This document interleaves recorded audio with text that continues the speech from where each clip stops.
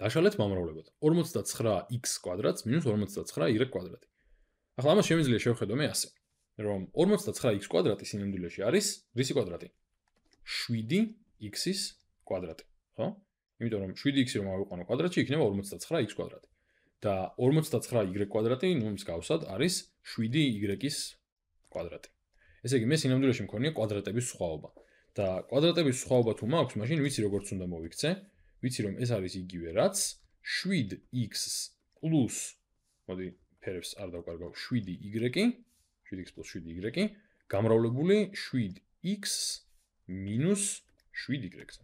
ეს არის ჩვენი გამოსახულება. 7x მინუს 7y-ზე. ეს არის მომრავლებად დაშლა.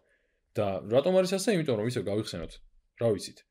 ვიცით რომ a-ს პლუს b გამრავლებული a-ს მინუს b-ზე ტოლი არის a კვადრატს, მერე პლუს, არა, უბრალოდ მინუს ab, მერე პლუს ab და მინუს b კვადრატი.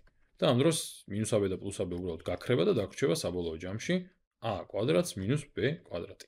ამიტომ ზუსტად აი ასე ეს კვადრატების სხვაობა გვაძლევს აი ამ მომრავლს. ან ამ მომრავლიდან შეგვიძლია მივიდეთ, უბრალოდ ნამრავლიდან შეგვიძლია მივიდეთ აი ამ კვადრატების სხვაობამდე. ეხლა მეორე გზა, რომელიც გაცილებით უფრო მოსახერხებელი იქნება და სინამდვილეში იქნება და ესეთი რაღაც რომ შევხედავდი და 49 ხომ შემიძლია ფრჩხილების გარეთ გავიტანო და მაშინ ფრჩხილებში დამრჩება x კვადრატს მინუს y კვადრატი. რაც აშკარად არის კვადრატების სხვაობა და შემიძლია ვთქვა რომ ეს არის 59-ჯერ x პლუს y გამრავლებული x მინუს y-ზე. ეს არის და ეს. ნუ ცხადი აქედანაც შეგვიძლია აი აქედან გავიდეს 7 ფრჩხილებს გარეთ და აქედანაც გავიდეს 7 ფრჩხილებს გარეთ და მერე 7-ჯერ 7 დამიჯდება გარეთ და მექნება 49. კი. უბრალოდ ეს მეტი ნაბიჯია გაცილებით. აქ ძალიან მარტივად ხდება, ჯერ 49 გაგვაქვს და შემდეგ ვშლით კვადრატების სხვაობას x პლუს y-ად და x მინუს y-ად.